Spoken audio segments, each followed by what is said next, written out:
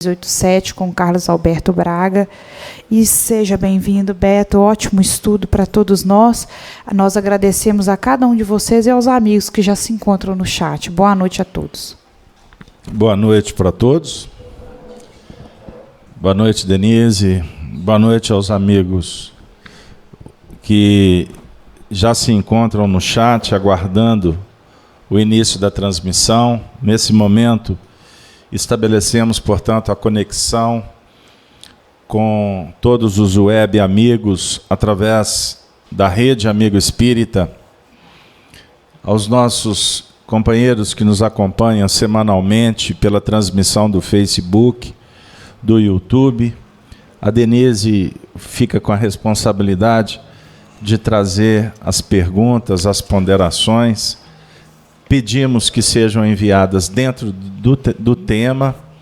Na medida do possível, a gente tenta trabalhar. Abraço ainda aos amigos da Rádio Brasil Espírita de Maceió, que nos acompanham numa audiência muito importante para todos nós, com ouvintes espalhados pelo mundo afora. Pois bem, então todos vocês se sintam bem-vindos, acolhidos. Nós trabalhamos às quintas-feiras com o estudo do Livro dos Espíritos, que é a obra básica da doutrina. Livro que foi publicado no dia 18 de abril de 1857. Nós estamos, atualmente, trabalhando na segunda parte, no capítulo 6º, intitulado Vida Espiritual, no tópico Relações de Além-Túmulo. Na última semana, a gente pede desculpa para os nossos ouvintes, mas nós tivemos alguns problemas técnicos que prejudicou o andamento da reunião. Então, hoje, eu vou retomar o estudo a partir da questão 283, para que a gente possa passar pelo assunto que a gente passou por ele assim, de uma forma superficial na última semana. Ok? Pois bem, Kardec pergunta assim aos espíritos, na 283. Vamos lá.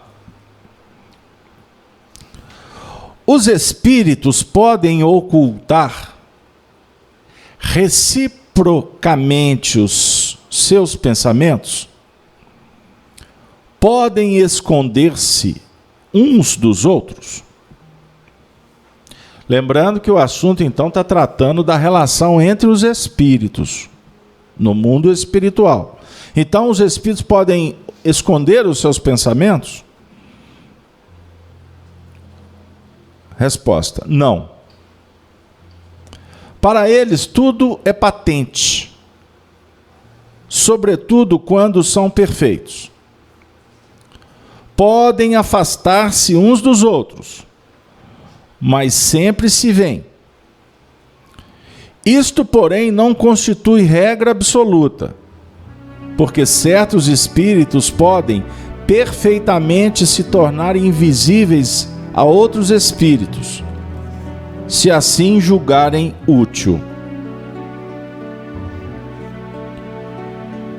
Pergunta 284. Como é que os espíritos que não têm mais corpo podem constatar suas individualidades e distinguir-se dos outros seres espirituais que os rodeiam?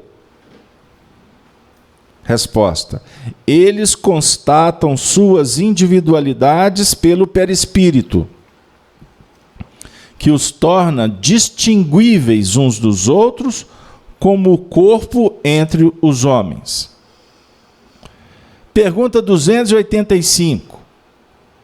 Os espíritos se reconhecem por terem convivido na terra? O filho reconhece o pai, o amigo reconhece seu amigo? Resposta: sim. E assim de geração em geração. Então, vamos passar por essas três questões. Na 283, define para nós o quê? Que os espíritos não podem ocultar seus pensamentos uns dos outros. No estudo anterior, nós nos referimos a esta primeira parte da resposta, tratando daqueles espíritos que estão em níveis ou num nível superior. Eles não têm motivo para ocultar os seus pensamentos, porque eles já estão em faixas elevadas. A verdade é que impera. Não tem do que se envergonhar. Certo? Mas também na segunda parte da resposta, vai dizer que existem situações que os espíritos podem se tornar invisíveis uns aos outros. Bom, se na primeira parte da resposta está tratando de um nível elevado, quando nós reduzimos, ou, vamos dizer assim, chegamos num nível mais denso, um campo ainda mais materializado, mesmo que nas faixas espirituais, ou seja, na realidade espiritual existem espaços, existem regiões que são mais densas do que outras. Ok? De acordo com a faixa evolutiva dos seus habitantes, ou daqueles que ali permanecem transitoriamente. Então, quando os espíritos superiores visitam regiões mais densificadas, eles usam, vez por outras, este recurso de não se apresentarem. Eles estão presentes, mas eles podem manter-se invisíveis. Por qual motivo? Porque há situações em que eles operam inspirando aqueles espíritos em faixas inferiores a despertarem para uma nova realidade sem agredi-los. Pode ter situação que um benfeitor se faz visível, inclusive, mas ele reduz o seu padrão vibratório. Ele diminui sua intensidade de luz, por exemplo, para não cegar, para não constranger e para não se apresentar como um ser superior. Trabalhando com humildade. Olha que interessante, não é? Então, essa resposta, a gente está tratando-a de uma forma assim, bem objetiva, ela suscita muitas reflexões. Por isso é que nós convidamos vocês a lerem obras que possam esclarecer mais sobre a realidade no mundo espiritual, que é um mundo moral. O que nós queremos dizer? Os espíritos se reúnem por identidade, por afinidade, pelos seus ideais, pela sua maneira de pensar e de sentir. Então, são núcleos afins, tanto nas faixas inferiores quanto nos planos superiores. Ficou claro? A pergunta 284 também é importante. Como é que os espíritos que não têm mais corpo podem constatar suas individualidades e distinguir-se uns dos outros seres espirituais que os rodeiam? Qual é o nível da abordagem? Vai pautar a resposta em torno do perispírito, porque temos o corpo físico na Terra, que facilita que nos reconhecemos. Não é isso? Que a gente possa se identificar, sua fisionomia. No mundo espiritual, não tem mais corpo físico, mas você tem o seu corpo espiritual. Então,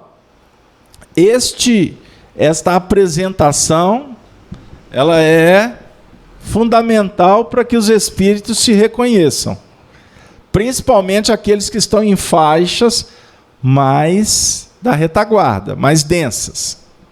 Porque é óbvio que nas faixas superiores, o próprio corpo espiritual ele vai se tornando mais rarefeito, mais sutil. E os espíritos se reconhecem pelo pensamento, pelos sentimentos, pelas vibrações. Quanto mais elevado o espírito, mais sutil é o seu corpo espiritual. Até chegar numa condição que o corpo espiritual se confunde até com a própria irradiação do espírito. É luz, é pura luz. Olha que interessante. Aí a gente começa a perder o parâmetro para entender. Mas trazendo para o plano prático da vida, é importante a gente pensar o seguinte, que quanto mais elevado é o espírito, obviamente que o corpo espiritual, ele vai representar essa sutileza, essa pureza, esse grau de perfeição. Aqui na Terra, a gente, independente se somos elevados ou não, a estrutura do nosso corpo biológico é muito parecida. A gente pode ter mais massa ou menos massa, né? Mais peso, mais altura. Não é assim que a gente identifica? Dentro de uma visão tridimensional. Mas nós podemos, aqui na Terra, perceber a elevação das pessoas pelo seu campo magnético, pelo que ela irradia. O corpo pode ser um corpo disforme, pode ser um fruto teratológico, uma coisa horrenda, horrível. Mas o indivíduo passa para você uma mensagem de bondade. Ele passa uma vibração que te cativa muito mais do que aquele que tem o protótipo, o tipo perfeito, né? Dentro dos padrões humanos. Entenderam? Então isso dá um parâmetro para a gente perceber isso. Aqui na Terra, nós temos uma tendência a analisar o semelhante por esse padrão estético que a sociedade define como belo ou como feio, não é? Também nós envolvemos na nossa percepção, na estrutura estética, a roupa, não é? A roupa que usamos. Se o indivíduo, vamos dizer assim, usa um tecido mais nobre, a gente já logo subentende que ele possa ter mais dinheiro. Se ele tem uma roupa mais simples, pode ser tratado, chamar a nossa atenção como um indivíduo carente de recursos materiais. Não é assim? Então, a maneira que o indivíduo se posta, que ele se comporta, a gente pode deduzir educação ou ausência de educação. A maneira com que fala, ele pode dizer que é mais intelectualizado ou menos. Pode até se apresentar com analfabeto. Então, tudo isso são elementos que a gente vai pensando e vamos, com isso, formando uma ideia, uma imagem. E aí a gente estabelece um conceito avaliativo. E dentro dessa percepção física, nós nos enganamos muito. É nesse ponto que eu estou falando. Porque, como eu disse, nem sempre o indivíduo que é mais desprovido de recurso, ele é menos educado do que o nobre.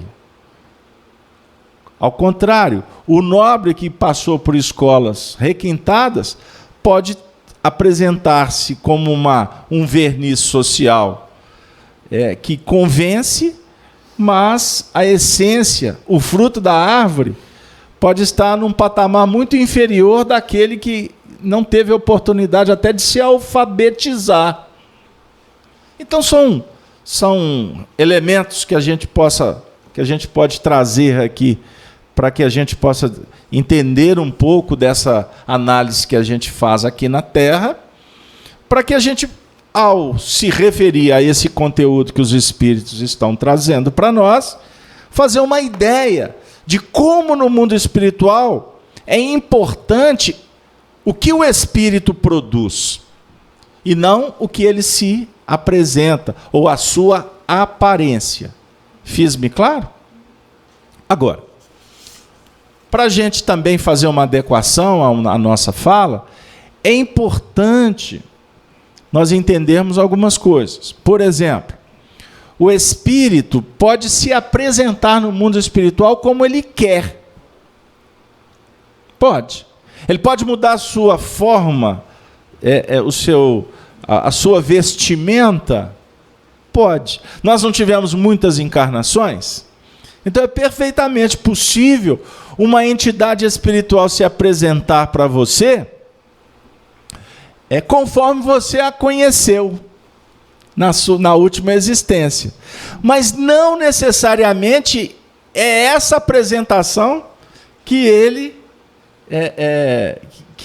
define como, vamos dizer assim, um padrão específico.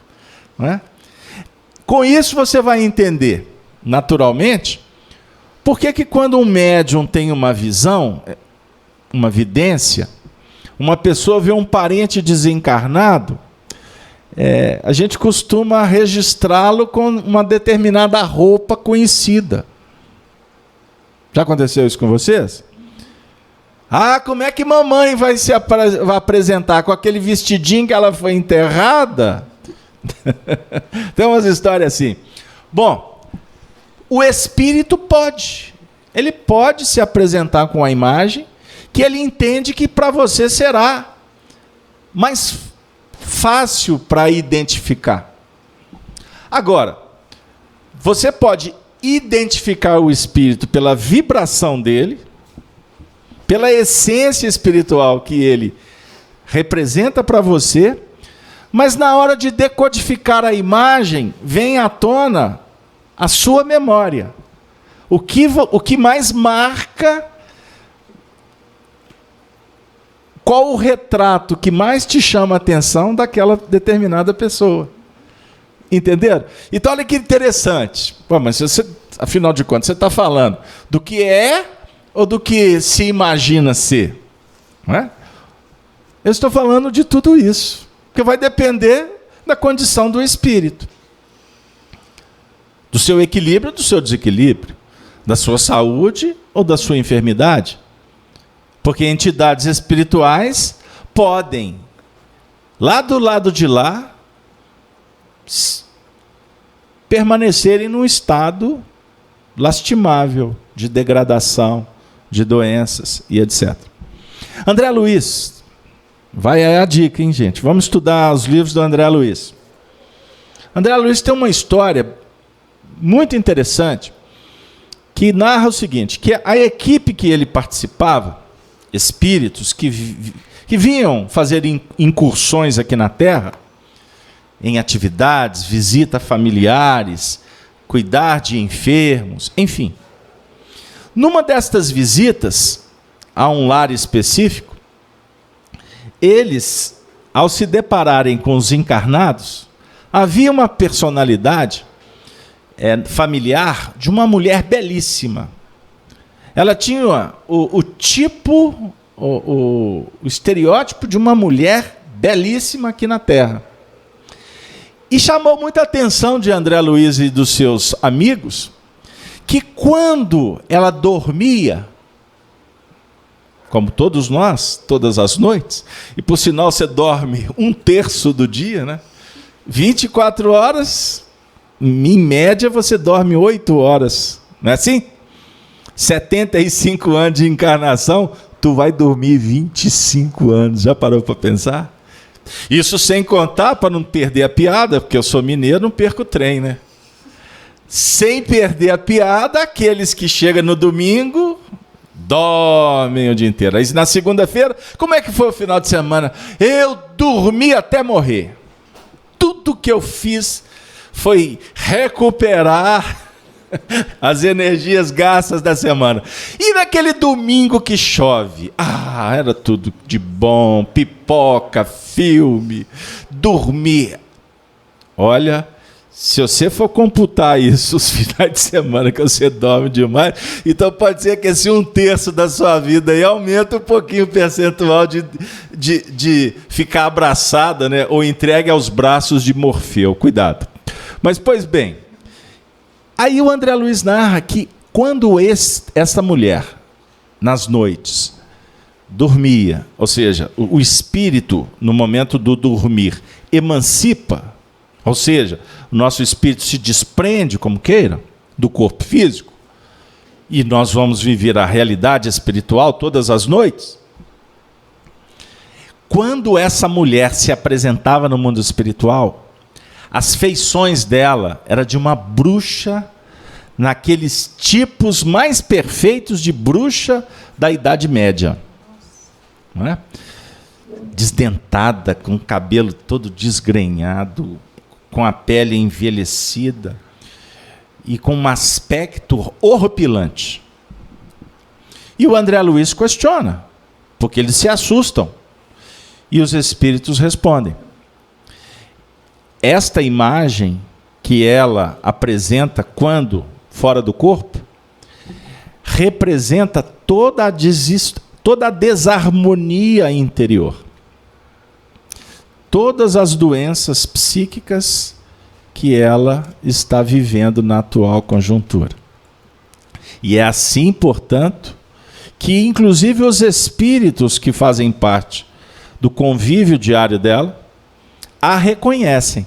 Os homens veem no corpo a beleza típica humana, mas os espíritos que acompanham esta mulher, como qualquer um de nós, eles nos enxergam não com esta apresentação, mas sim com o que nós produzimos, com o tipo de pensamento, de sentimento, as vibrações. Por quê? É o que a gente fala, você vai escrever no livro da sua vida o tempo todo. Então, em torno de ti há uma aura, há um campo magnético. E quando eu falo aura, hoje já existe até, é possível registrar o campo áurico com fotografia, quilha. Não é? Daqui a pouco a ciência vai chegar nisso. Os equipamentos humanos vão registrar as nossas vibrações, inclusive para identificar as doenças, para trabalhar, inclusive, com a profilaxia, para evitar-se doenças, de acordo com o seu campo magnético. Querem um exemplo? André Luiz, no livro Missionários da Luz, se não me engano é o 3º livro da coleção, André Luiz narra estas viagens, essas incursões que eles fazem aqui na Terra, e eles vão a uma casa espírita. E ao adentrar na casa espírita, eles assistem, estão acompanhando tudo que acontece, como aqui agora, porque como a gente fala, vocês estão vendo paredes, cadeira, luz, ventilador, os encarnados, as pessoas que estão trabalhando, vocês estão se vendo. Mas se não houver aqui um médium clarividente, vocês não estão registrando o ambiente espiritual da casa espírita. Então aqui existem equipamentos ultra super sensíveis, existem espíritos trabalhando intensamente, não é? Terapeutas, psicólogos, todos nas suas especialidades. Nesta reunião aqui existem espíritos cuidando de vocês. E agora, com o advento da internet, azar dos espíritos, mas eles arrumaram mais serviço. Porque a turma que está em casa, a nave FEAC, olha que legal. Vocês estão numa nave, viu, gente? E é uma nave que não corre o risco de ter uma pane e vocês desencarnarem. Não, se tiver que desencarnar é por outro motivo, não é por causa da FEAC. Então essa nave FEAC vai nos lares.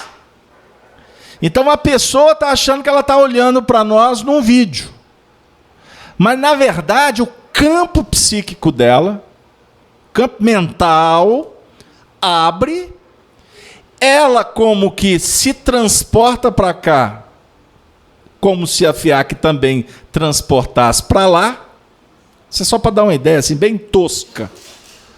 Há, portanto, uma alteração do ambiente. Então, o indivíduo está na casa dele, ele pode estar olhando o computador, a televisão, está vendo tudo como ele sempre vê. Mas, na verdade, esse momento abre as perspectivas, abre a sensibilidade, e o indivíduo que está em casa, ele começa a registrar o que ele normalmente não registra. É o momento em que os espíritos superiores entram em cena para ajudá-los, a turma que está em casa. Por isso que é muito legal assistir uma reunião ao vivo. Não deu, assista o vídeo. Vai ter seus efeitos. Mas poder acompanhar o live é super legal. E eu falo para a turma de casa.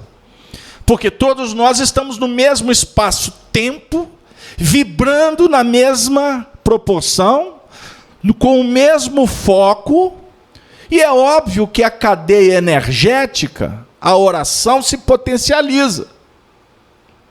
Deu aí? Pois bem, então aqui, voltando à casa espírita, neste ambiente, os espíritos identificam cada um de nós conforme o nosso padrão vibracional.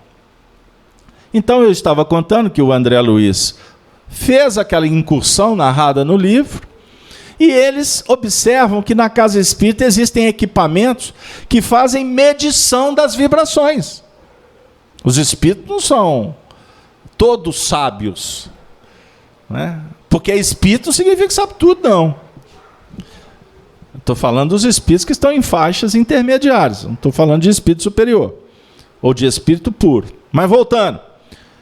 Então, os espíritos, como um profissional, vai utilizar os equipamentos para analisar, para ajudar no diagnóstico e poderem atuar.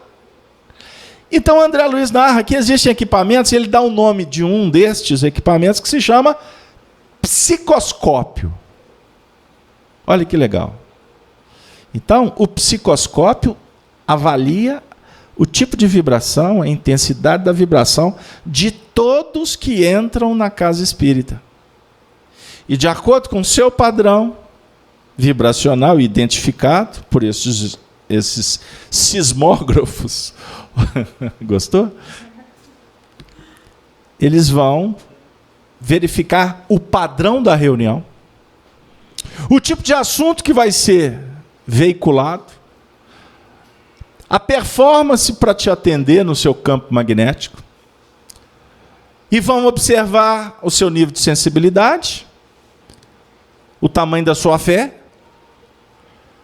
da sua sensibilidade, para eles poderem atuar.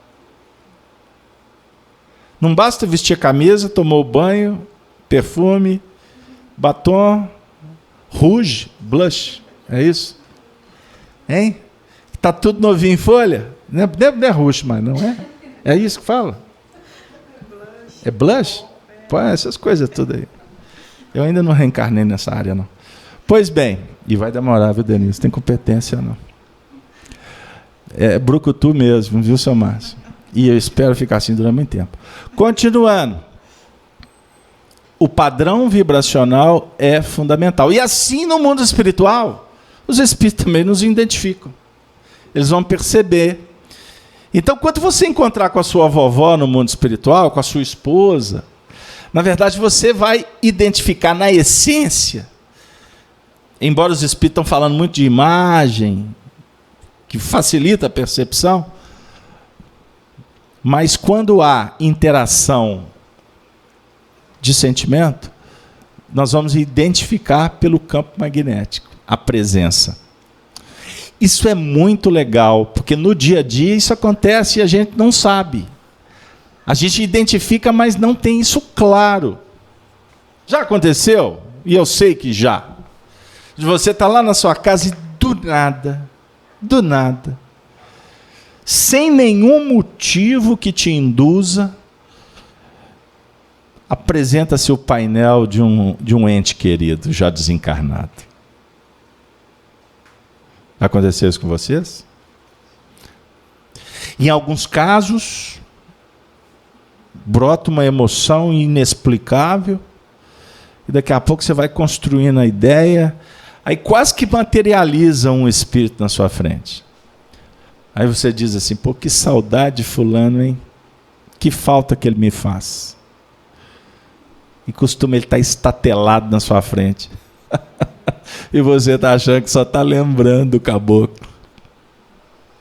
Isso no sentido positivo, bom demais da conta, mas isso também que acontece em outras frequências não muito agradáveis. Do nada o ambiente muda, a vibração cai. Parece que do nada o ambiente fica pesado. Falta até oxigênio. Houve ali uma sintonia que se estabeleceu. Alguém chegou. E o chegou, não necessariamente é porque o espírito está aqui, porque se vinculou de onde ele está. Porque não tem barreira para o pensamento. Tanto que Allan Kardec nos ensina a valorizar o poder da oração. Prece, que na verdade simboliza a elevação do padrão.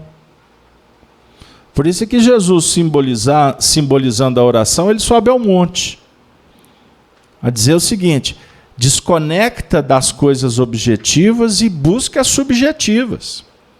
Busque o abstrato. Busque o que está para além da realidade. Busque elevar-se. Busque se desprender, se desvincular desse uniforme de soldado. Porque o corpo é uniforme. É apenas uma vestimenta. Embora na Terra você tenha as suas percepções obliteradas, reduzidas, os estudiosos falam que a gente não usa no máximo 5% da capacidade do cérebro. Muito pouco, não é? Tanto que a nossa caixa craniana é ainda pequena, em se comparando com espíritos superiores. Com os primatas era menor ainda. Mas a tendência é que se desenvolva mais o cérebro. Mas o que nos importa pensar é que a sua mente, ela usa o cérebro. Ela utiliza o cérebro e, à medida em que a sua mente se expande, naturalmente ela vai exigir que o cérebro se desenvolva. E para isso o biotipo humano vai se modificando com o tempo, com o desenvolvimento progressivo da própria unidade planetária. O homem do futuro vai ter um corpo maior, um crânio maior, vai ter uma longevidade importante. Então vocês não se preocupem em aposentar com 90 anos, não, porque daqui a pouco vocês estão vivendo até 180. Aí vai ter uma outra discussão no Congresso para aumentar mais ainda o tempo de aposentadoria.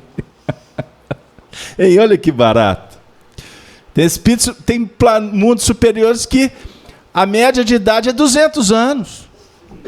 E você sabe, Regina, que o tempo de infância é menor, como o tempo da velhice também é menor. Quer dizer, você aumenta a longevidade, mas você está ampliando o nível de consciência. Então as crianças vão se despertar cada vez mais rápida. E o envelhecimento será cada vez menor. Para atingir um nível de evolução, que a desencarnação vai ser um processo extremamente suave. Gente, está chegando a minha hora. Aí todo mundo faz festa. Que bom, vai com Deus. Aí no dia seguinte desencarnou. Né? Aí, ao invés de chorar, vai fazer igual os americanos. Ter aquela marcha alegre para despedir do indivíduo. Certo? Porque, obviamente, a vida também será muito mais qualificada. Não tem razão de você demorar tanto tempo, uma criança, a despertar consciência. Isso é um mundo futuro. Tanto é verdade que a gente pode entender o que a nossa vovozinha falava.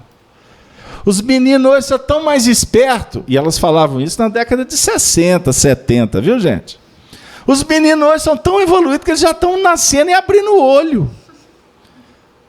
Agora os meninos já nascem com o olho esbugalhado. Porque já tem lá ultrassom registrando, fazendo, e eles já se posicionam preparando para o selfie. Não é? Naquela posição, né? Intrauterina, já está se posicionando. Olha aqui. Não, vou passar até perfume, né, Dora? Aí já nasce, daqui a pouco já está nascendo, discutindo democracia, falando de filosofia. Não é isso, Dora? Que viajação na maionese, hein? Deixa eu voltar para o tema, porque senão o pessoal vai falar que eu perdi a objetividade. Graças a Deus tem muitos críticos. Ficou claro esse ponto de identificação entre os espíritos? Alguma pergunta? Denise, vou beber água. Aproveita. Tem algumas questões aqui, mas eu vou começar pelo Júlio Cocito, do Rio de Janeiro, que está nos acompanhando do Facebook. Fala para o Júlio que nós vamos estar no Rio na última semana de abril. Fazendo uma jornada espírita lá. Vamos embora. Sim, vamos divulgar. Dentro da questão 285, sobre os espíritos que se reconhecem, dentro da questão 285, o reconhecimento entre aqueles que viveram aqui na Terra está relacionado ao merecimento ou não? Ou este encontro ele é certo? Bom, a pergunta dele me chama para um ponto importante. Nós estamos falando dentro de uma análise bem superficial. Eu não estou aqui discutindo, entrando nos planos da psicologia mais profunda ou dos mecanismos que envolvem as relações, afinidades. Mas vamos lá. Porque o mundo espiritual é um mundo moral. Então parte-se do princípio que o mundo espiritual é um mundo alfabetizado. E o mundo alfabetizado, ele é constituído por homens e por livros. Numa visão de Monteiro Lobato. Monteiro Lobato lá atrás dizia que uma nação vitoriosa ela é construída por homens e por livros. E Monteiro Lobato ficou no index proibitório durante muito tempo, porque ele foi revolucionário para a época. Voltando, o mundo espiritual pressupõe que há alfabetização. Então as pessoas podem ler o que está escrito na bandeira do Brasil. Ordem e progresso. Porque aqui nós temos 13 milhões de brasileiros que não podem ler a bandeira. Porque elas não são alfabetizadas. Então como que eu posso falar de ordem e progresso com elas se eu não ofereço condições para que elas se desenvolvam? E analfabetismo não é crime. E nem deve ser tratado com preconceito. Na verdade, é a responsabilidade da sociedade. Somos todos nós responsáveis pelo analfabetismo. Inclusive os nossos. Porque nós podemos ser letrados, até fazer redação para a prova do Enem. Né, Dorinha? Hã? Até tirar. É 1000 a pontuação? O máximo é 1000, Dora? Jesus amado. Mas quantos livros você lê por ano? Você pode fazer uma boa redação, que é fruto de um esforço. Mas e depois que você faz a prova? Você vai estagnar? E quando eu falo ler, porque é fundamental ler. Ler boas obras é favorecer para que a sua alma se liberte. Para que você possa voar. Razão e sentimento, 2 asas. O mundo espiritual é organizado. E ele se organiza por afinidades. Lembra o que eu falei? Regiões se estabelecem pela moralidade. Qual tipo de moral que é eleita, que é escolhida? Existe a moral até da barbárie, da violência. É um tipo de moral, não é? Pois bem. Então quem vibra na violência, na cupidez, na irresponsabilidade, quando desencarnar vai se vincular a este ambiente que foi cultivado na Terra. E muitos dos comparsas que nos acompanham são aqueles que vão nos recepcionar.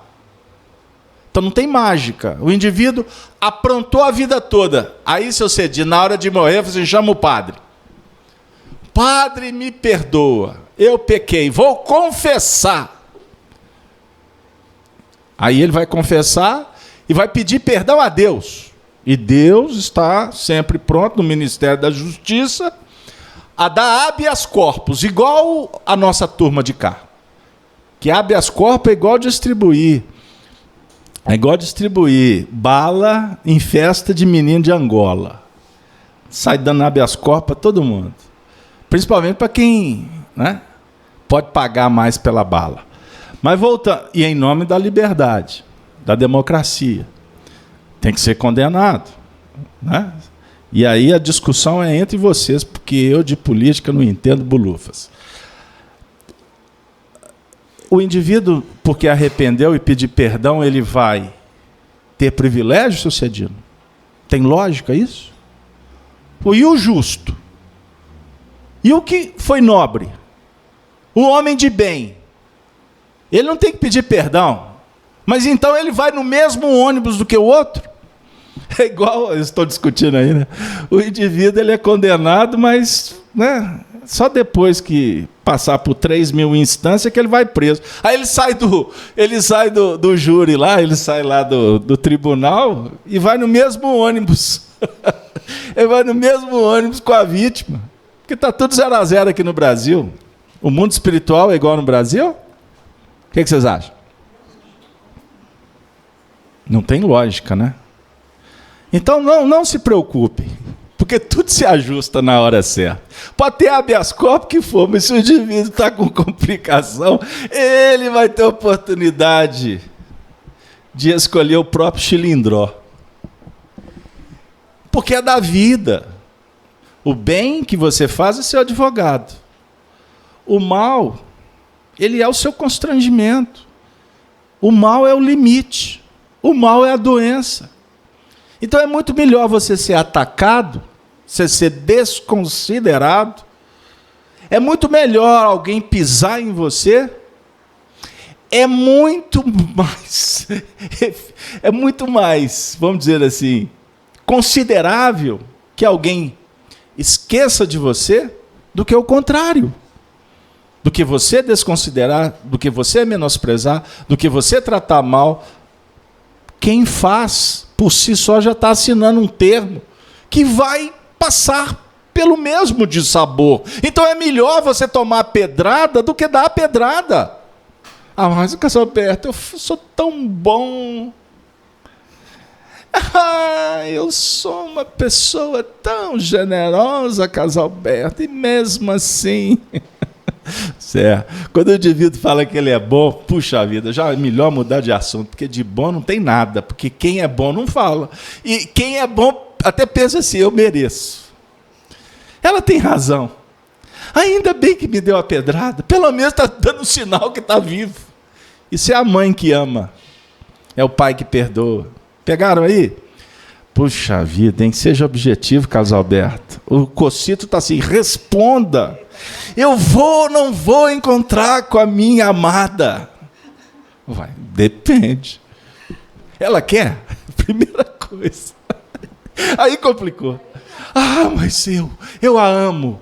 Quanto tempo que ela desencarnou? 20 anos. Mas até hoje, será que ela está lá na cadeirinha, na praça, te esperando? Isso é só para a gente conversar. Ah, não, Carlos Alberto, não fala isso. Você está me decepcionando. Meu amor é tão puro. O nosso romance... Para. Foi. Como é que é agora? É outra história. Ah, mas você tem o direito de sonhar. Que bom você poder encontrar com seu filho. Zé Consolador. Encontrar com seu sogro. Olha que bênção. Com a sua sogra maravilhosa. Encontrar com o seu tio, aquele amigo, é um direito nosso inalienável de querer. E o querer é poder. Não afirma isso o adágio? Querer é poder? É poder. Inclusive é poder entender que não está na hora, que não tem merecimento. É poder compreender que a nossa vida ela não pode ficar circunscrita a pessoas. Deu aí, gente? Falar isso não é fácil, porque tem muita gente que está com essa expectativa, e eu não posso tirar a fé delas. Ninguém tem esse direito de tirar a esperança de ninguém. Mas o meu papel aqui com vocês é estudar dentro de um plano de abrangência, para que a gente possa não criar rupturas ou cortar laços. Não é isso. Mas a gente começar a entender que a vida é um processo de uma eterna mudança, de uma constante apropriação e desapropriação. O tempo todo você vincula, desvincula. O que é importante é nós entendermos como que funciona para que a gente possa ter o conhecimento desenvolvido e a fé clara no que remonta aos acontecimentos que vão chegar no meu endereço para me convidar para que eu possa evoluir. E o que vale são os valores morais. São as virtudes. Isso é fundamental. Virtude, amigo. A virtude da paciência. Ciência da paz. A virtude da coragem. O que é a coragem? É a ausência do medo? Não. A coragem é a compreensão para lidar com o medo e com as possibilidades. Isso é muito importante, você ter medo. Já parou para pensar nisso? Ter medo é saudável. Quando você vai ensinar uma criança a atravessar a rua, você vai falar para ela assim, vai que eu estou te vendo que vai dar tudo certo, conta com a sorte. Não é assim, né, seu Márcio? Cuidado, carro, olha lá, tem que ver para cá, cruzamento. Você tem que estabelecer um nível de entendimento para que daqui a pouco você vá soltando a pessoa para ela atravessar a rua. E você não vai soltar ela lá na linha verde, né? Linha verde que chama Machado aqui. Linha vermelha, na verdade. Né? Você não vai soltar ela lá na linha vermelha, porque de verde não tem nada, né?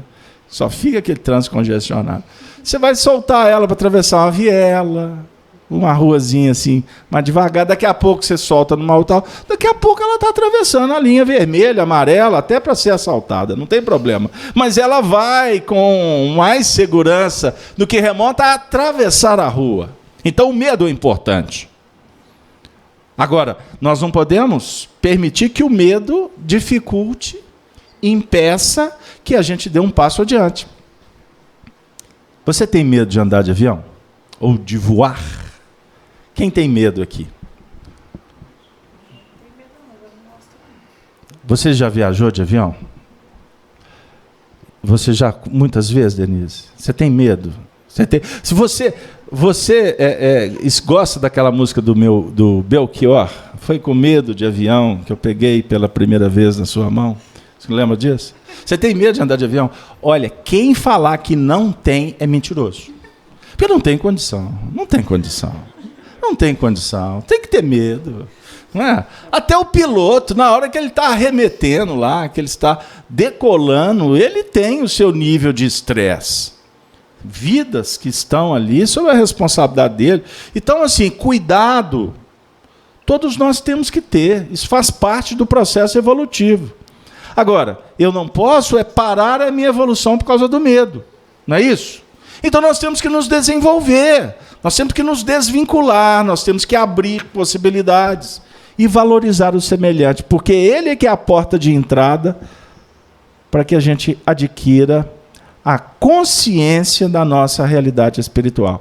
O semelhante é o instrumento para que a gente desenvolva os sentimentos. Por isso, agora sem brincadeira, viu, Cocito? Nós podemos sim encontrar com os nossos entes queridos. Um dia nós vamos encontrar, isso é fato. Agora, não necessariamente logo pós a desencarnação, há uma obrigatoriedade de encontrar com eles, porque eles estão na dinâmica evolutiva. Eles já podem, inclusive, já ter reencarnado, não é isso? Eles já podem estar frequentando uma outra zona de ação, e nós teremos que passar por um processo de adaptação. Então existe todo um mecanismo de adequação a uma nova realidade espiritual. Respondi o Cocito, você acha? Pois bem. Então vamos lá, Denise, que eu tenho que... Pode falar. Agora você vai responder a Vânia Canela aqui de Belo Jesus, será que eu não posso responder Vânia no sábado, não? Pode falar, Vaninha. Você falou com relação à aparência, né, dos espíritos. Aí ela quer saber de você se o pensamento dela aqui está coerente. Ela fez a seguinte pergunta: normalmente o espírito aparece sempre com a aparência da última encarnação? Essa pergunta é a mais célebre e a mais repetida. Você não teve várias encarnações, Regina? Como que tu vai se apresentar no mundo espiritual como Regina? Ou como Suelen, como Ana Maria, como João, sei lá, qual será a sua aparência? No nosso nível evolutivo, a tendência é que a gente se apresente conforme a última existência, até pela compreensão dos fatos, pelo desconhecimento das leis. Não é? E existe... Quando você desencarna, você vai transferir o seu ambiente. Não é? Você vai, na verdade, a sua realidade de aqui e agora, pautada em muitos apegos, em muitos pilares que te dão segurança psicológica para você trabalhar, como, por exemplo, a sua casa, a sua cama, o seu travesseiro, não é? O seu guarda-roupa. Quando a gente viaja, a gente tem dificuldade. Não existe aquela frase, puxa vida, a cama da gente é o melhor lugar do mundo. Não é? Quem é viajante? Tem viajante que carrega o travesseiro, põe na mala, porque tem dificuldade em adaptar com o travesseiro que encontra por aí. Enfim, imagine Camila. Tudo bem, querida? Saudade de você, quanto tempo? Camila, imagine você tendo uma notícia que a partir de hoje você não pode mais dormir na sua cama com o seu ursinho ursinho de pelúcia. Vai falar ursinho blau blau, que confusão, hein? Que você não vai ter mais toda aquela estrutura que você está condicionada. É complexo, não é simples. A adaptação no mundo espiritual, ela vai acontecer de acordo com o nosso nível de adequação.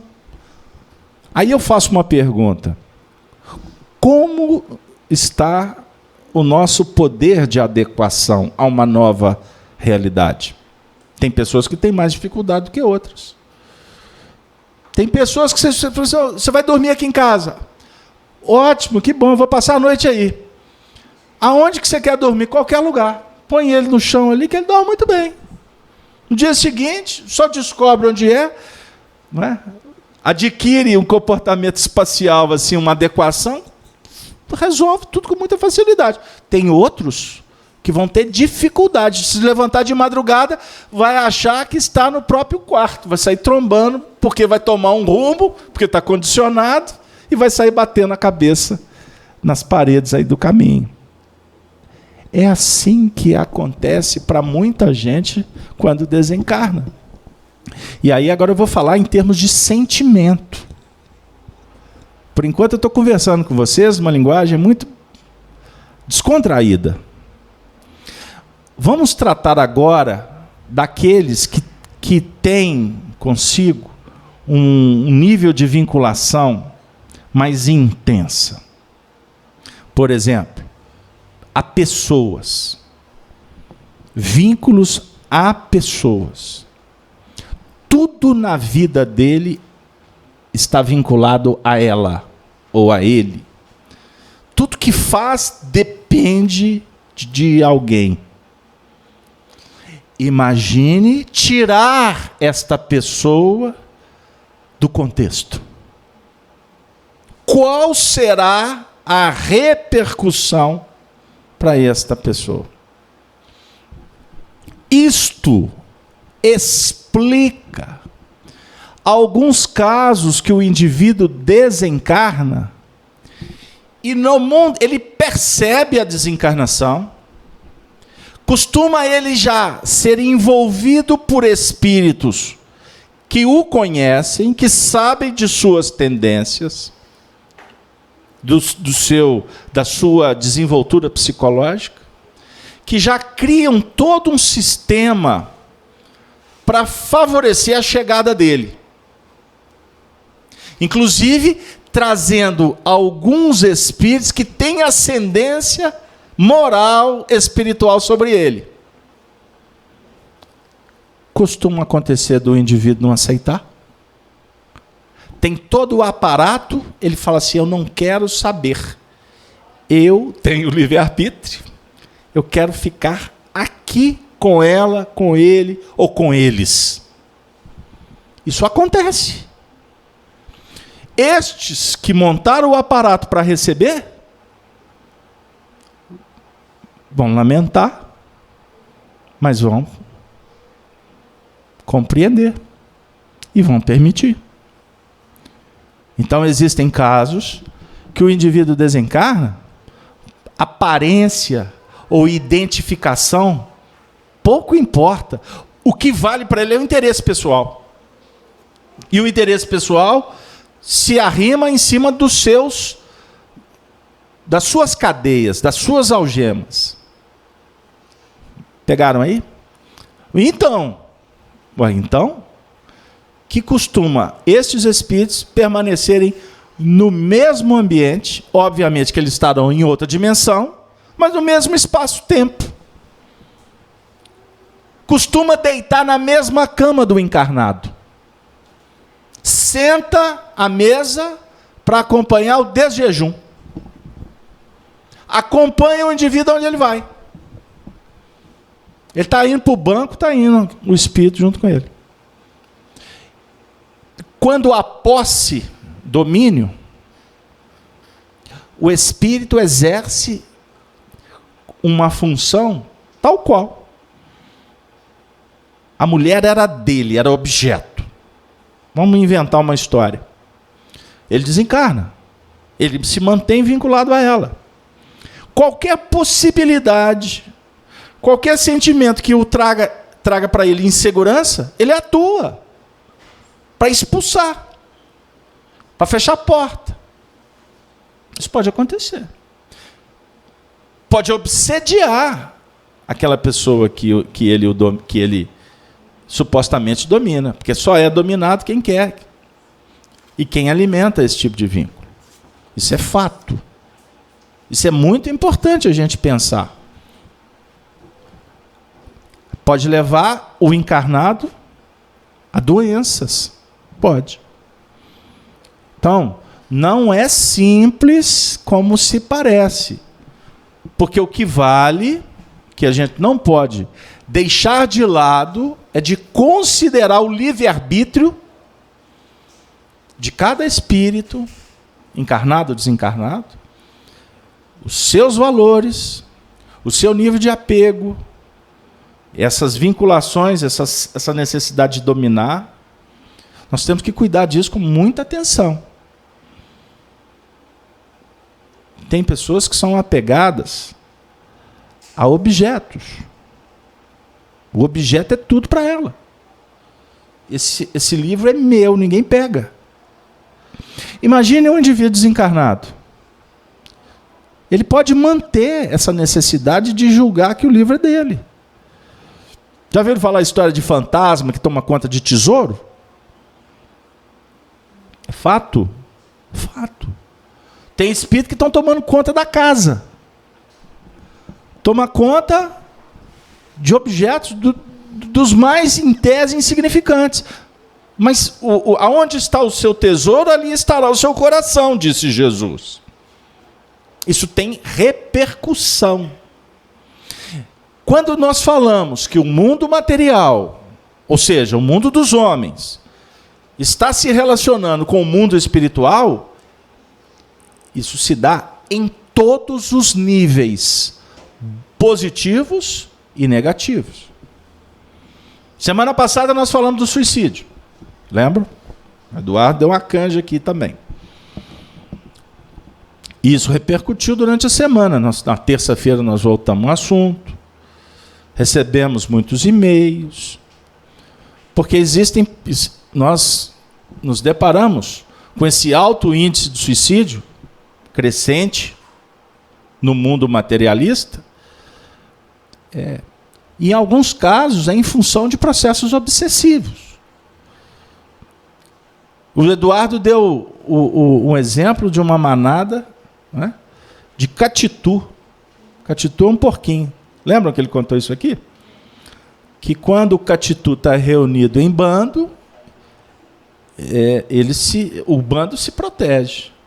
Mas um catitu que se desprende de um bando, ele se torna papinha de onça.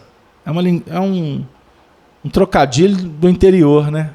Pessoas do campo.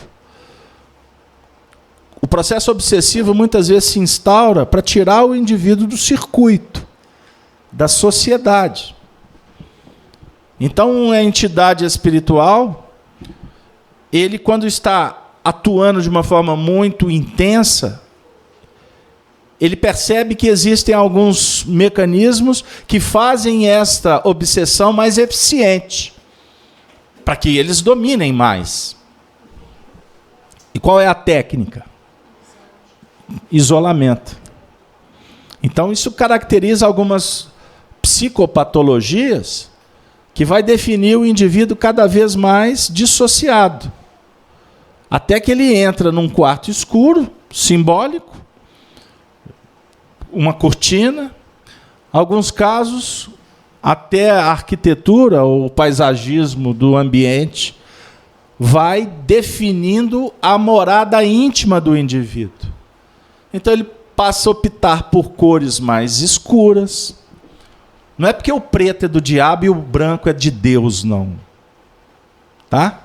Porque a cor não tem valor espiritual. Tá? Isso é misticismo. Mas o negro, por exemplo, a escuridão, fala da escuridão interior. Então o indivíduo vai querer daqui a pouco pintar o quadro de preto. Tudo preto, tudo negro. Ele fecha a cortina, por quê? Para que não haja incidência da luz. Luz, sol. Aí o quarto vai impregnando de ácaro. Né? Não é isso, Dora? Ácaro, fungos, etc. E o indivíduo vai entrando num processo do chamado monodeísmo. Vocês sabem que a luz incomoda os espíritos inferiores? Sabiam disso? Então, quanto mais escuro é o ambiente, mais ele é propenso ou propício para a habitação de espíritos que estão em faixas inferiores. Isso é para se pensar. Ok? Isso é para a gente levar em consideração. Aí o indivíduo dissociado, deixando de atividades terapêuticas, ocupacionais, ele pode ser levado até o suicídio. E o que é o suicídio? É uma atitude definitiva que perpetua o problema, ao invés de resolvê-lo. Porque suicidar é só adiar o problema. O problema vai continuar. Para não dizer que ele aumenta. Porque um ato danoso repercute para quem observa. Um pai que suicida, ele vai deixar um legado lamentável para o seu filho, que amanhã pode, mediante um enfrentamento mais complexo, falar assim, meu pai suicidou, eu suicido também. Pode ou não pode? Não é o exemplo?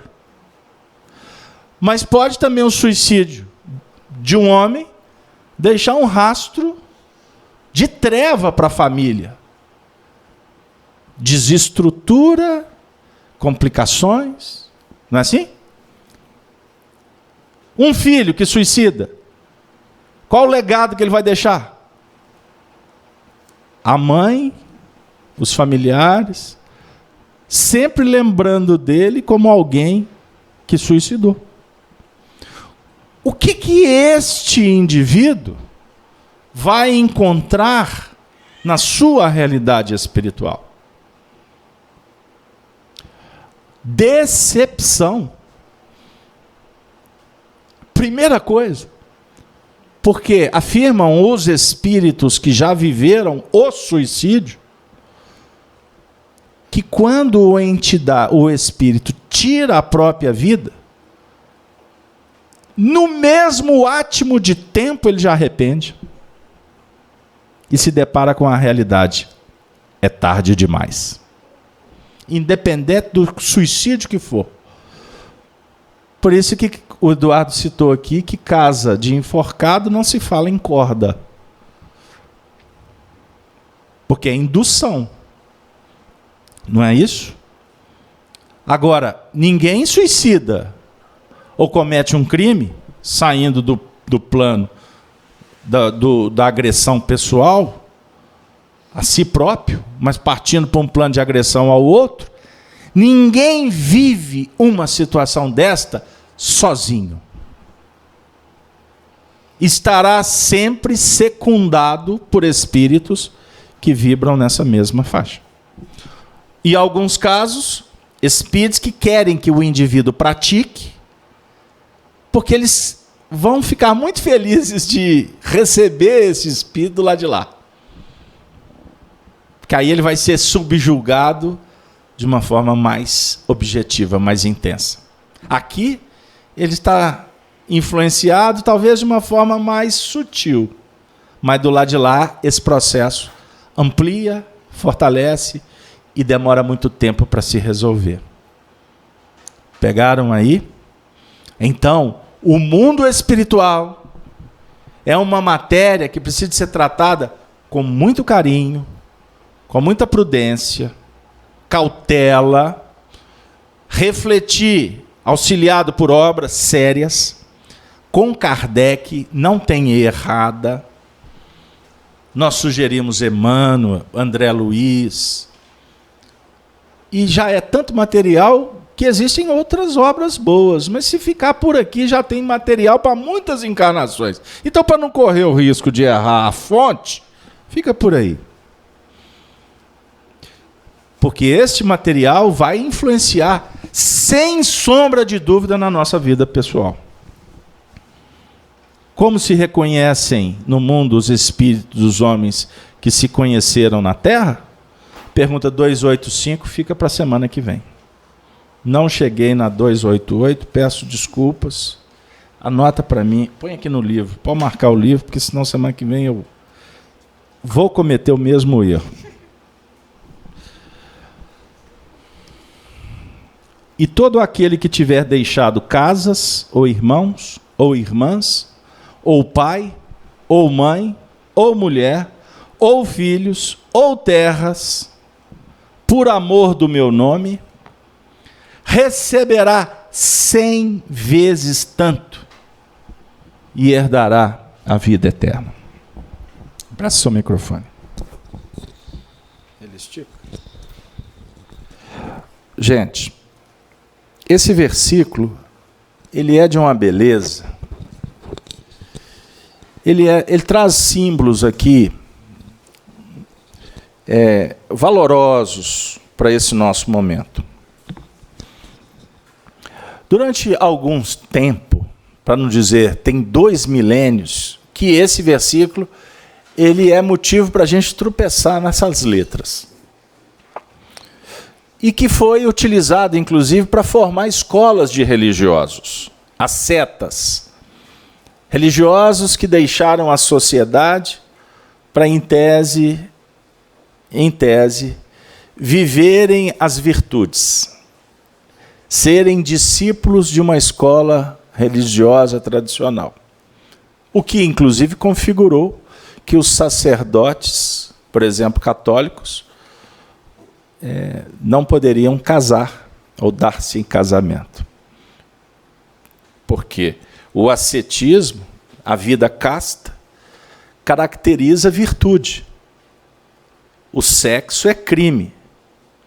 O sexo foi considerado como expressão das trevas. Não é? Então, como Adão e Eva foram expulsos do paraíso por 2 motivos, e nós estamos pagando até hoje, e quais foram os 2 motivos? Eles foram expulsos do paraíso pelo desejo e pela curiosidade.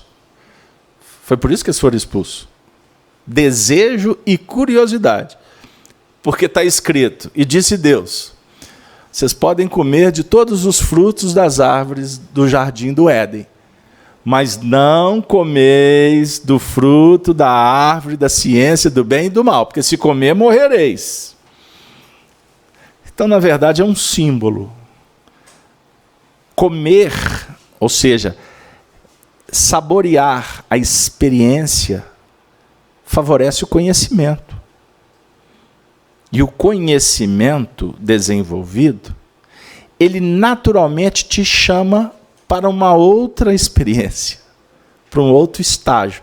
E o que foi paraíso, a gente começa a observar como algo que não é tão bom assim, porque tem algo muito especial no grande futuro. Então, na verdade, Deus não expulsa ninguém do paraíso. Na verdade, nós é que vamos escolhendo novos paradigmas. Nós vamos construir outros modelos. Existe aquela história de que espíritos foram degradados para a Terra, a raça adâmica saiu de um mundo melhor para um mundo inferior, que era o nosso. Não é? Então, Adão, Kardec fala sobre isso, questão 52 do Livro dos Espíritos. O assunto é desdobrado no livro A Gênese, tradução da primeira ou quarta edição, e não essa edição que a gente conhece, porque ela foi adulterada. Isso é um fato. Os mundos se intercambiam. Se nós não estamos dando conta do progresso de um orbe, nós teremos que matricular em outra escola. E o sentimento de punição ou de castigo é porque a gente não deu conta de ficar com aquela turminha que a gente amava tanto. Todo mundo passou e eu fiquei. Aí você vai ser castigado, vai ter que repetir o ano. Deus não castiga ninguém. Nós vamos repassar a lição de novo. E lá na frente eu vou reencontrar com os meus amiguinhos de volta. Não tem problema. Não olhe para a experiência como algo negativo. A Terra não é um vale de sombras, como afirma Telésforo no livro Mensageiros. A Terra não é um vale de sombras. A Terra é um campo fértil para operar. Então, esse versículo ele não vem falar que a gente tem que deixar a família por amor de Jesus e é assim que nós vamos herdar o reino dos céus. E que não tem nada a ver com opção sexual ou com prática sexual. Não tem nada a ver. Tá? Tem nada a ver. A pedofilia. Desculpa, final da feira. Isso é desvio em função de repressão. Né? Tem muita gente que hoje está desvirtuado ou desviado na parte sexual porque viveu muitas vidas castrados, eunucos, psicológicos. E hoje está se esbaldando até cair, levantar, sofrer e se ajustar e voltar a um plano de equilíbrio. Então, todo esse processo de sexolatria que a gente vê nas televisões, na sociedade, está chegando o carnaval. Destampa tudo de novo. Mas a gente observa que até o carnaval as coisas já estão menos pior do que alguns anos atrás.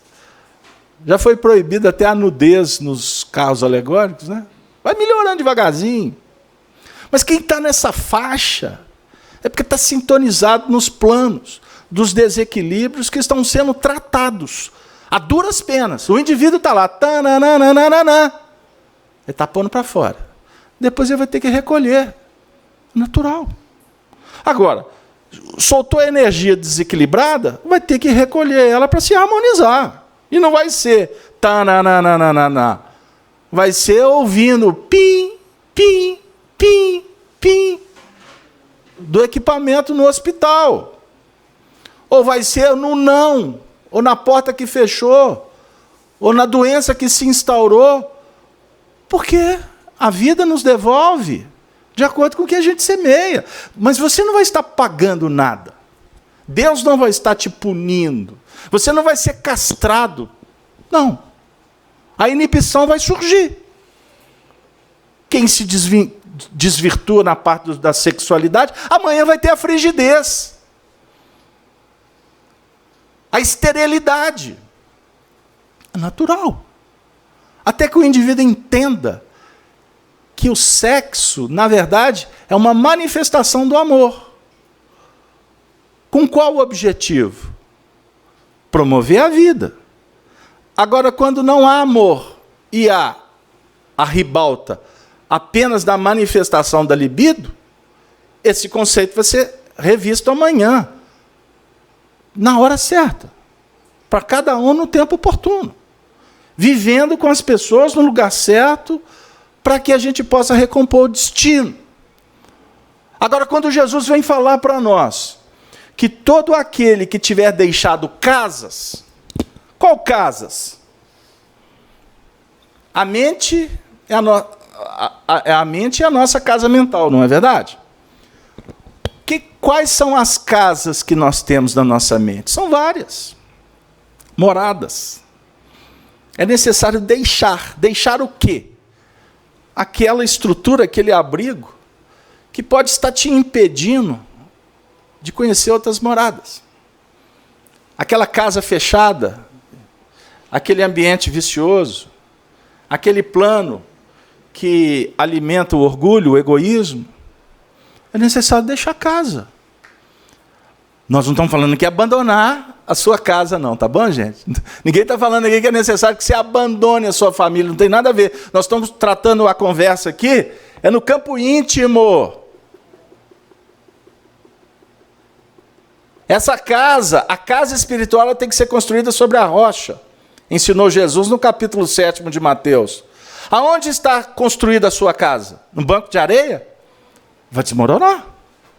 O materialismo está desmoronando. Observe aí a lama da Samarco, da Vale. Isso é lama social. As vítimas de hoje, que nós solidarizamos com a dor, compartilhamos do sofrimento, nas nossas preces, ou muitos aqui, até atuando fisicamente em vários departamentos, porque o semelhante em dor significa campo para atuar com o Evangelho. Mas se olharmos por sobre o monte, não há vítimas. Não há vítimas. Não há algozes. Há seres vivendo experiências. Em Minas Gerais, num contexto social, econômico do Brasil, é a grande prostituta. É a terra que se vende. Desde os primeiros tempos. E com os políticos favorecendo muitos empresários, etc., que não trazem recursos efetivos para o próprio Estado. Então, isso é uma conversa de político, de sociais, de econômicos, da sociedade, para repensarem o futuro. Mas, atualmente, a gente vive o resultado da semeadura, de tudo que nós exploramos da terra, em proveito próprio. O Evangelho é cultivo em benefício de todos, não é pensando em si, não é no plano do egoísmo. Então Jesus diz, é necessário deixar casa. Você, qual que é o seu vínculo? Qual que é a sua algema? Comece a repensar, meu amigo. Comece a abrir mão, porque você vai ter que deixar um dia. Deixar irmãos. Qual que é a irmandade? Não estou falando de irmão biológico, não. Qual que é a sua irmandade? Pai. É necessário deixar pai. Deixar seu pai, a míngua. Deixar seu passado, amigo. Qual que é o patriarca que mantém a sua acomodação? Esse pai está dentro de você. Mulher, filhos, mãe. Necessário deixar mãe. Qual que é o sentimentalismo que te sustenta? Isso tudo é para a gente reconsiderar. Mas deixar por amor em meu nome. Não é deixar sofrendo, é por amor. E o amor liberta. O amor entrega. O amor é que efetivamente vai te trazer o que Jesus promete: vida eterna. Com isso, meus queridos amigos, nós gostaríamos de encaminhar o final da nossa reunião considerando alguns pontos. A importância de sermos eternos. Já parou para pensar nisso? O que vem a ser eterno? Imortal? Não. Nós não estamos falando de imortalidade no sentido reencarnar, desencarnar. É você deixar algo. Você perenizar a sua memória, os seus feitos. Nós trouxemos uma pequena resenha do filósofo Cortella, Mário Sérgio Cortella, e eu vou usar esses minutos finais para ser fiel ao que ele disse, que está num vídeo na internet, intitulado Como Ser Eterno. Ele fala assim: pela primeira vez na vida, eu mexi em algo muito interessante. Ele foi amigo do Mário Quintana. Ele mexeu no caderno dele. Um caderno que ele tinha deixado sobre a mesa quando faleceu. E ele escrevia esse caderno à mão. Pela primeira vez, e não é proibido fazer isso, eu folheei o caderno. Quando eu olhei, eu li o que o Mário Quintana tinha escrito para o epitáfio dele. Você sabe o que é o epitáfio? É aquela frase que você deixa registrado no seu túmulo. Olha o que o Mário Quintana escolheu para colocar nesse seu epitáfio. O que o Cortella disse que, por coincidência, ele também tinha escolhido. A seguinte frase: eu não estou aqui. Aí ele brinca. É claro que o Mário Quintana teve uma inspiração, e eu uma inspiração menor, mas que foi coincidência, foi. Foi até para mim uma piada, mas que foi verdade, foi. É uma das coisas mais fundas que vem junto com o faça por merecer. Ele mandou escrever no túmulo dele: e lá está, eu não estou aqui. Eu não estou aqui. Onde está o Mário Quintana? E eu fiquei pensando. O Mário Quintana está em nós. Olha que legal.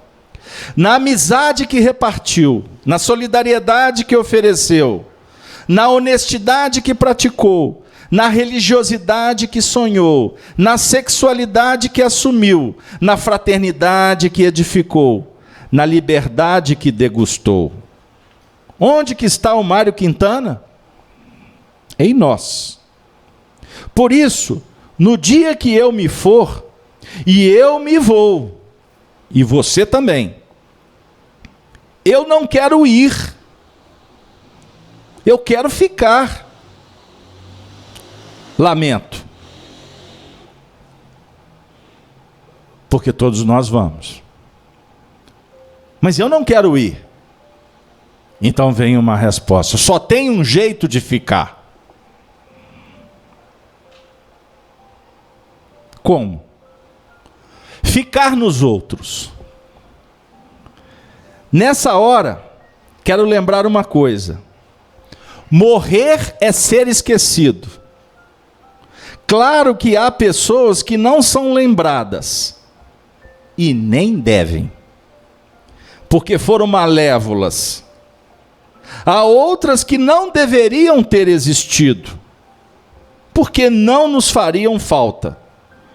Mas tem gente que nos faz uma falta imensa. Às vezes você vai para um almoço ou para uma conversa, aquela pessoa que não foi, porque já não vive, faz uma falta imensa. E os outros não.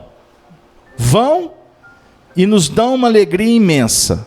são aqueles que nos dão o agradável prazer da ausência delas. Mário Quintana. Eu não estou aqui. Morrer é ser esquecido. Não é casual que no grego antigo o verbo para morrer e para esquecer tem uma aproximação da palavra letal. Porque você morre quando é esquecido. Enquanto alguém lembrar de você, derramar uma lágrima de saudade, cheirar uma roupa que você deixou, sentir o aroma de uma comida que você fazia, rir de algo que aconteceu contigo e que foi engraçado, assobiar uma música que você assobiava, significa que você continua vivo. Morrer, repito, é ser esquecido. Às vezes, você vai, no dia 2 de novembro, nos países que comemoram o dia de finados, e você passa por um túmulo. Não tem flor, está acabado, está descuidado. O que significa? Que aí essa pessoa morreu. Eu não estou falando sobre o túmulo, por causa do esquecimento. Eu quero dizer que morrer, na verdade, é ser esquecido. Enquanto alguém lembrar de você, der risada por algo, ter saudade, querer que você estivesse junto, guardar uma receita que você deixou, pegar algo que você tinha contigo, você continua vivo. Claro, porque essa pessoa faz falta. E no dia em que eu me for, eu quero fazer falta. Eu quero que digam assim: ele faz falta. Só tem um jeito de fazer falta. Qual é? Fazer o bem. O único jeito de fazer falta é as pessoas te levarem para dentro delas. Olha que beleza. Você precisa ser levado para dentro. Você precisa ser importado. A única maneira de você fazer falta é ser alguém importante. Só chama atenção. Cuidado. Não confunda importante com famoso. A fama passa, a importância fica. Quanta gente na nossa vida é famosa, mas não é importante. E quanta gente é importante e não é famosa. Alguém te ajudou, alguém te cuidou, alguém que te acarinhou, alguém que te protegeu, alguém que contigo partilhou, absolutamente é importante. Vai embora contigo enquanto você for, mas não é famosa. Às vezes, aquelas pessoas famosas devem pensar: a fama passa. Há momentos em que as pessoas falam: porque eu apareci em algum programa de TV, ou eu lancei alguma coisa, eu fiz uma palestra. Ou tem fake news, ou tem coisas verdadeiras que não são fakes, são news. São as ações dessas pessoas. Aí ele conclui dizendo: quantas pessoas agora à noite, que não são famosas, estão tendo importância. Elas estão nos hospitais, elas estão nos lares, elas estão cuidando das nossas coisas. Estas pessoas são importantes para todos nós. Por exemplo, alguns foram famosos e muito importantes, como Jesus, Sócrates e tantos outros. Mas há outros também que foram famosos e a gente pode dizer que elas não são importantes, como Adolf Hitler. Difícil é amar o próximo. Amar quem está longe é fácil. Ter pena de alguém que está na Nigéria, que é atingido pelo fundamentalismo, Ficar traumatizado porque alguém foi atingido por um terremoto, um furacão, uma tragédia. Claro, mas duro mesmo é amar o próximo. É o que está na tua rua, na tua praça, na tua casa, na tua cidade. Para que você seja importante, você precisa de amá-las como elas são. Por isso, devemos verificar que a vida passa numa velocidade incrível. E ela é curta. Agora, fazer da vida um memorial de bênçãos é tarefa de cada um de nós no agora, valorizando cada instante. E nós não estamos aqui fazendo alusão vaidosa com a pretensa ideia de que as pessoas devem se lembrar da gente, para que no mundo espiritual a gente se refasteleça na vaidade porque alguém se lembra da gente. Não é essa a ideia. Mas como espíritos eternos, viajantes do universo, nada melhor do que algum dia você, num ambiente de reflexão, avaliando a sua trajetória, sentir um perfume de uma rosa, ou uma poesia declamada por uma pessoa que se lembrou dos seus feitos. E neste momento, essa recordação será uma prece, que por certo nos elevará ao incomensurável da eternidade. Nada no mundo é tão valioso do que a lembrança de uma boa ação. Isto é importante. Portanto, se algum dia alguém colocar um epitáfio no meu túmulo, eu também faço das palavras do Quintano e do Cortella as minhas palavras. Escrevam: ali não está o Beto, o Carlos Alberto. Mas esse amigo, por certo, estará em algum lugar, endereçando também preces, para que a nossa amizade jamais feneça. Que Deus nos abençoe. Que assim seja. Obrigada, Beto, pelo